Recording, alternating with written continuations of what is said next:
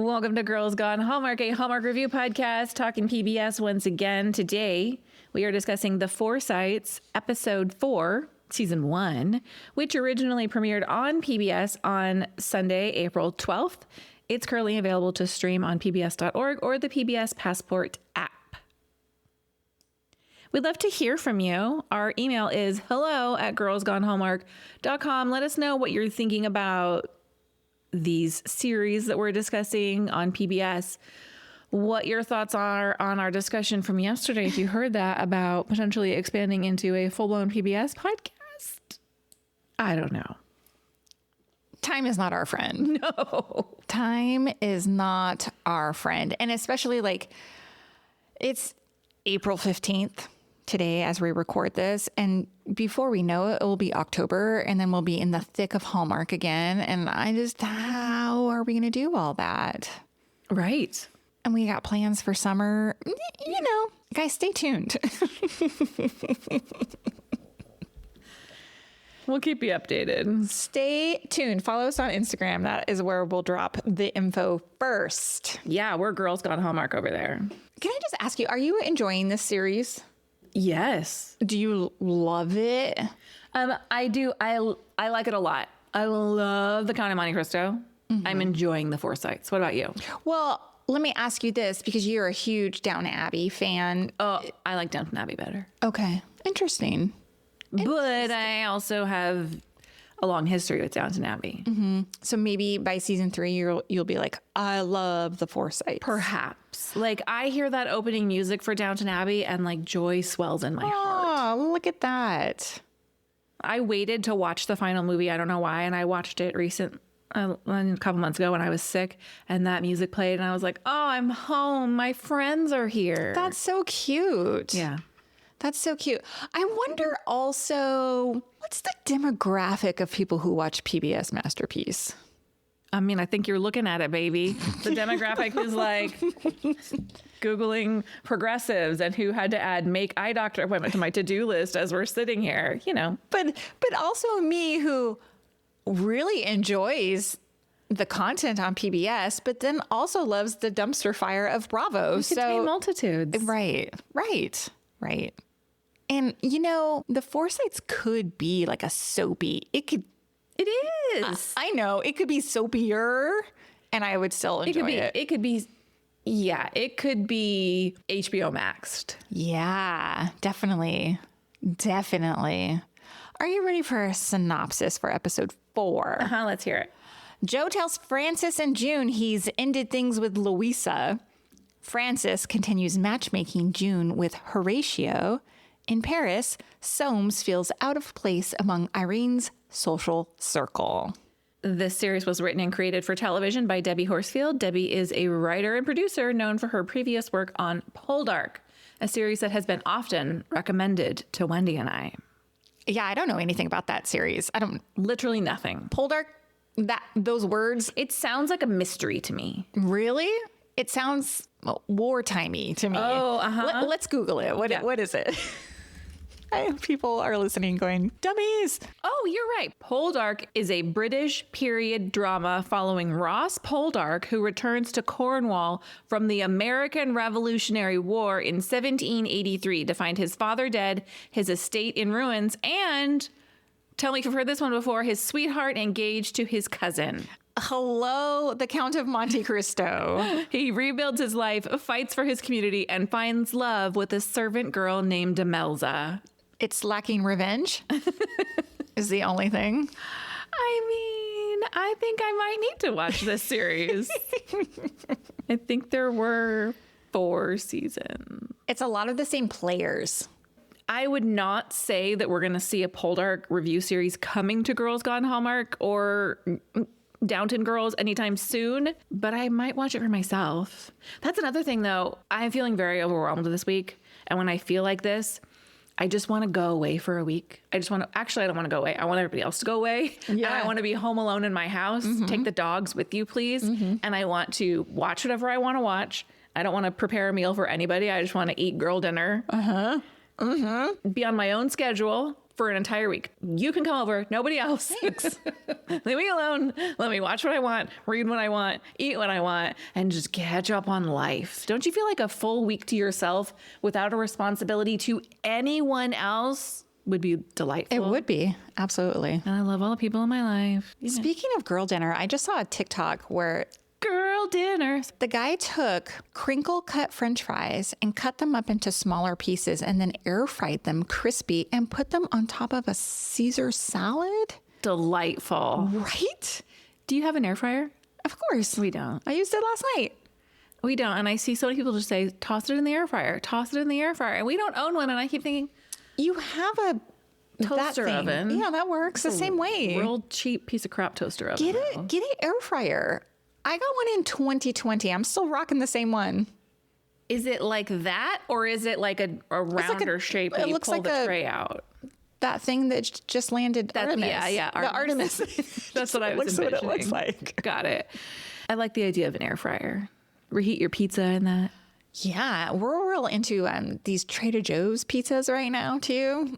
Oh, yeah. You guys, hey, if you're not a Patreon listener, I don't know if we've talked about that on Patreon. Put it on What's Good next week. this is the content you're going to get on Patreon. Yes. Send me your air fryer recommendations to what I can make in my air fryer, knowing that I like a real simple process. I was going to call myself lazy, but I don't think that's fair. I don't think I'm lazy. I just think I have limited time. Yeah. And my willingness to commit a lot of time to food preparation is low. So send me your easy air fryer recipes to hello@girlsgonehallmark.com. I love it. Should we get back to news and notes on the Forsytes episode 4? Yeah, is there more? There's just a few more. Annette Laufer directed this episode, and she will go on to direct episodes 5 and 6.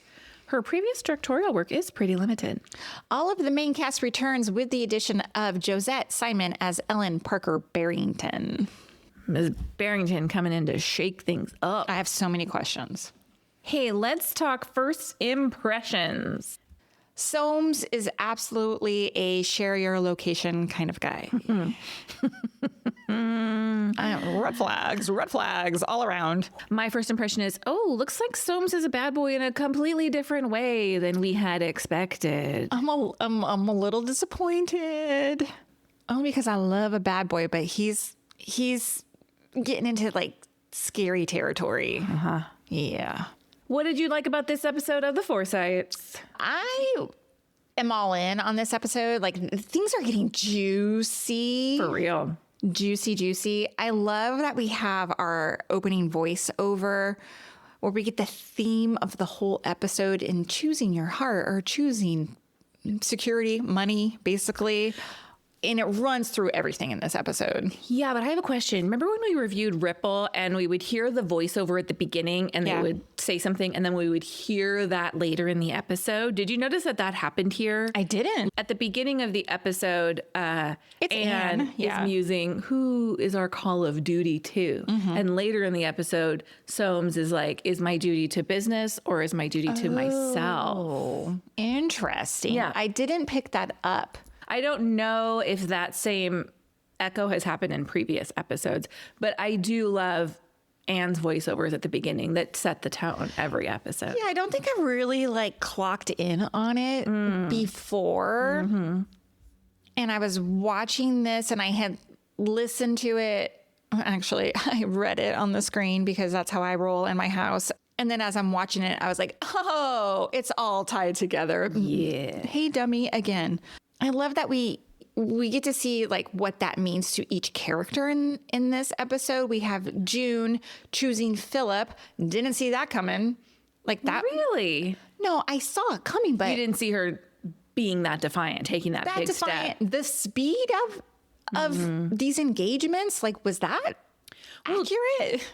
Well, June's hand was forced because she knew that they were going to the Carterets' home and that Horatio was going to propose. Right. So she knew it was now or never. I kind of loved it, actually. And I liked that Joe doesn't totally shut it down because I think Joe's like, I see you, June. I wish I would have moved like you did at some point with Louisa. Joe is so interesting to me in this episode. Why? Well, at the beginning, we see him, he's like, they make a comment about the children being provided for. And then he's like, I've cut ties with Louisa, kind of trying to shut Frances down because Frances is like, you know, you need to commit to this family. He's like, we're done. I've done what you asked me to do. Leave me alone. He doesn't say it like that, but Back off, he's Frances. too nice.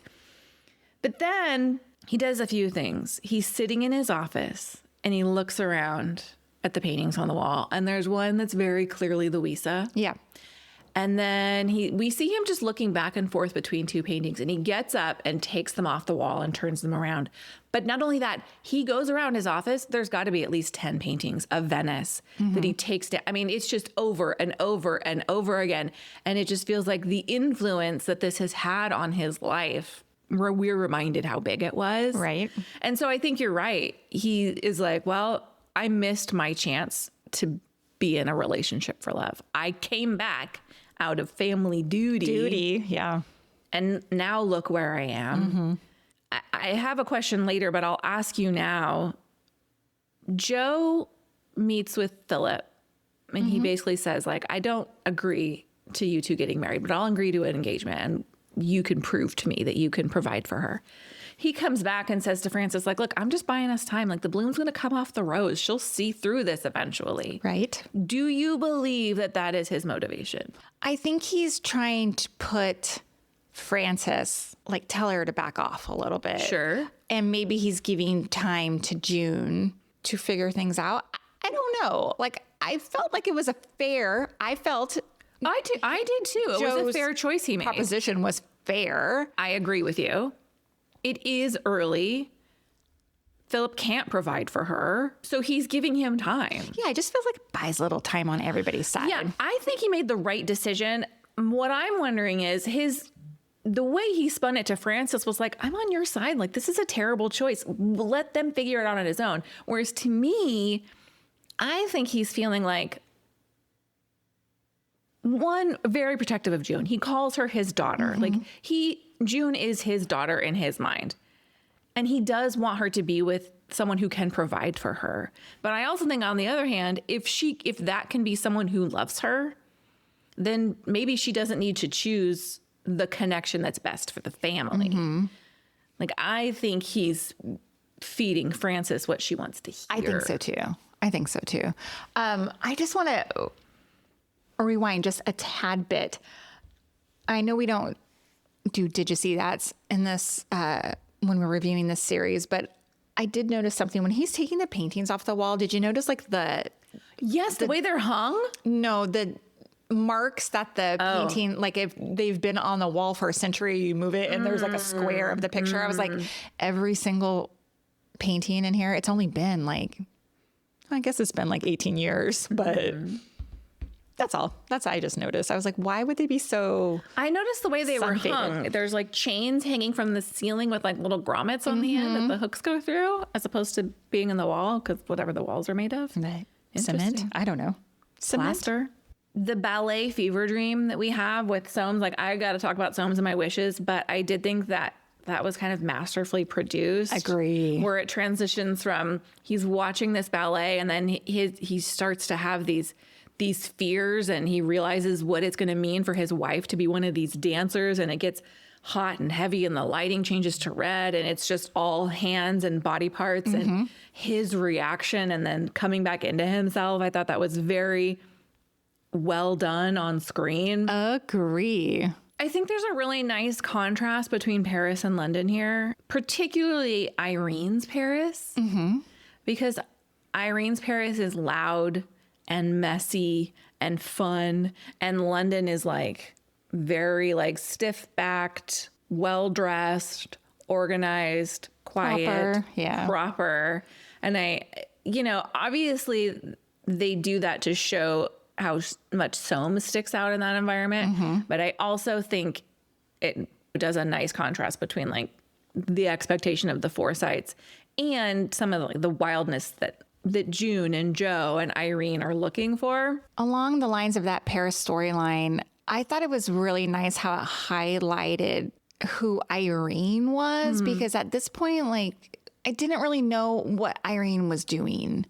And obviously back to Anne's voiceover, Irene is not there out of love. She's there for opportunity, money, etc. Like, and we really see that when she gets into Paris and she's partying with all these people and wants to have this like big social life, which is not the social life of these Londoners, right? There was this moment where they were like doing shots of like absinthe and all this stuff. And then Soames orders champagne and Irene looks at him and I was like, okay, what's the deal there? Is champagne like this elevated beverage compared to like what they were doing? And I didn't quite get it. Ordering a bottle of wine while they're doing tequila shots? Right? Yeah, I was like, what's happening? What is happening? But then we later get the ballet moment. Right. And I was like, oh, okay, this is all coming into perspective now. I get like Soames is not vibing with this life. No. And is feeling very possessive over Irene, especially when she's like, I got up and saw the sun. And he's like, we do everything together now. I'm like, yeah, that was at first. I was like, oh gosh. Totally. And then she tells that story about like how they had a canary and like, I think it was her mom was like, oh, wild things shouldn't be caged. And I was like, okay, this is who Irene is. And she's telling Soames in so many words, like, don't cage me in, dude. And he wants to put her in a box. Yeah, he says, we're married. We should want to do everything together. And she goes, everything? I know. And I was like, oh, I feel smothered on your behalf. Totally. The other thing that I really liked, I have to say it, this episode was kind of sexy in like the most nuanced PBS masterpiece kind of way. Sure.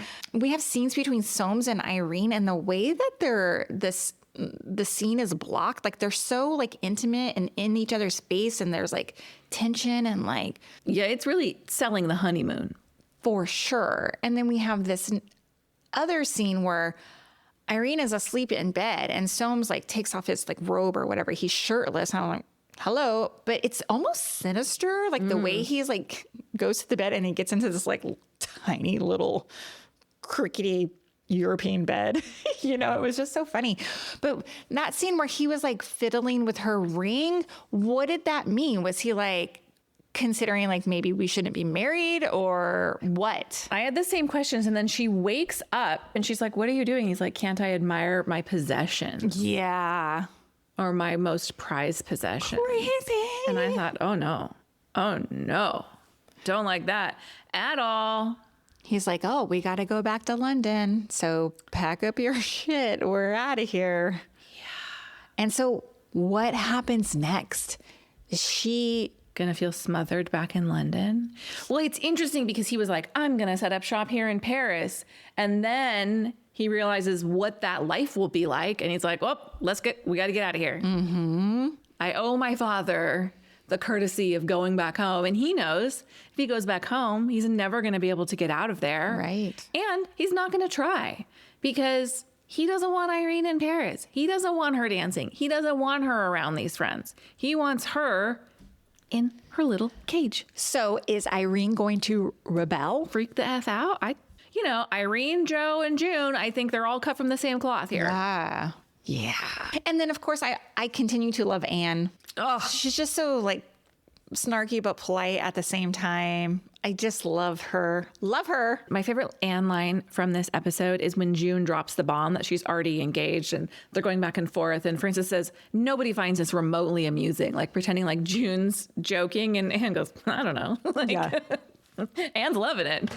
She loves it. And I like that we got some more context from Anne, too, about James and Joe Sr. About that they at one time fought over the same woman. I'm going to assume that's Joe's wife, Joe Sr.'s wife, who's now dead. You're shaking your head. It's not. I'll tell you why I know that. Because they say, I wonder what became of her. Oh. Or the way I heard that conversation was that like neither of them ended up with her. Got it. She went away and they don't know where she is. That's so interesting because I kind of assumed it was Joe Sr.'s now dead wife. And that would explain why James is so shitty to his current wife. Sure, yeah. He's terrible to her. The worst. She hates him. They hate each other. Yeah. But it's hard to watch. Yeah. Any other likes? That about wraps it up. Let's talk wishes. I only have one. Okay. I need more clarity on the Barrington/Louisa storyline. I don't know what's happening here. I agree. So confused. What does her charity do? Deals with wretched women? Yeah. Puts them to work in some organization? Look, as far as I can tell, we're talking about women who have fallen on hard times, who have had children out of wedlock, who are unacceptable to this polite society. They kind of put them away, but they have in some way raised money for them. The way I read it, the only thing that I really understood about that is that Mrs. Barrington brings Louisa in as an example of what these women can be if given the right resources. Mm-hmm. And Louisa tells her story and the women are like, yeah, but you're not like them. And she's like, actually, I am. Actually, I am. And of course, Frances is freaking out, but Louisa does her the favor of saying, the man died. She doesn't sell her out, but we were never married. Do you think that's the end of the Barrington storyline here? Why introduce her? I don't know. I don't think that's the end of it because, of course, we cut to Louisa's children having scarlet fever. Isaac notifies Joe. He races through the night to get to them. She tells him their fever has broken, and they share that charged moment. And before they can step towards each other, he turns and leaves. Yeah. What were your thoughts on that moment there? Was she finally saying like... I thought she was going to step into him. Like she was going to accept it. If he stepped forward, she seemed receptive. And then why do you think he turned and went? Duty. Oh, interesting. I was thinking like hoping he was like, wait, before we do that, I need to go and end things with Frances. But maybe not. Well, he goes home and she's sleeping and he doesn't go into her room. Yeah. I didn't think that way. I thought he was just having one moment of, ooh. I mean, Joe is a good guy. He is a good guy. So, I have some questions. I have a few questions. Do you think June and Philip are actually in love, or are they in love with the idea of breaking the rules of society and family duty? Or in lust, like, he's cute, he's fun, he's interesting. Can you be in love that quickly? I don't know. I know. I'm telling you, the speed at things, the way things happen here, like engagements and like... And she pushed the engagement. And he, much like Louisa was saying, your family will never accept me. It cannot be. Mm-hmm. It makes me nervous for her that she was the one who said, let's get married and I love you and all of that. Also, I cannot stand his raccoon hat. What is happening? I don't know. Was that like a sign of the times? That line when they're like, did you see his hat? So-and-so thought it was a cat. I died. It's funny. There is a little humor, infused in this. Oh, for sure. I mean, Monty remains comic relief. Like, he is the worst of the worst. He's just this total social climber. Mm-hmm. When they get the news that Soames isn't returning, Monty's like, well, there's a space right there for me to just wiggle my way right into. And I thought that was actually kind of amusing. I agree. I did too. If you had to choose right now, would you pick love with uncertainty like June or security with strings like Irene? I don't want Irene's position at all. I feel smothered on her behalf. Yeah. So yeah, I'd choose me. You're funny. I need Irene to like figure it out real quick that she's destined for a life of like his mother, like Soames' mother. Oh my gosh. When I saw Irene and Soames interacting at the beginning, they're so lovey-dovey. They're so in that honeymoon phase. And then she seems genuinely happy. She does, but I don't totally buy it. And then he drops the bomb. And I'm like, oh God. And you can see... She kind of starts to pick up. We get reveal after reveal after reveal in this episode. It starts with we should do everything together. And then they go with her friends and you can see her face clocking his reactions. Mm-hmm.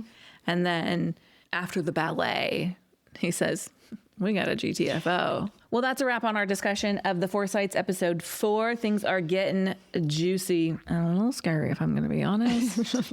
We'll be back next week with future discussion of the Forsytes.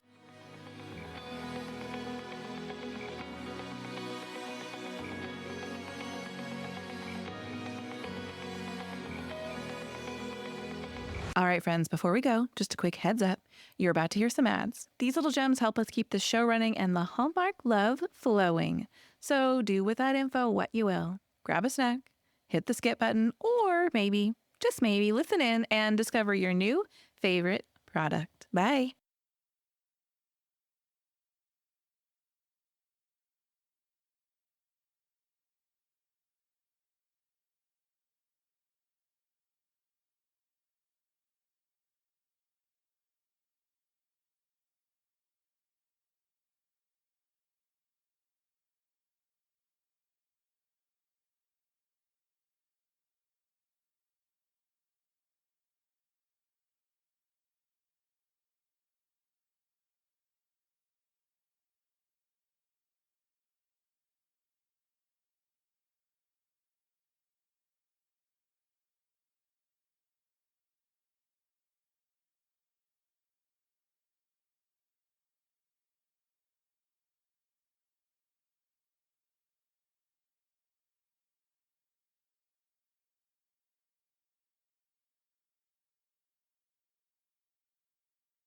We'll see you next time. Goodbye. Bye.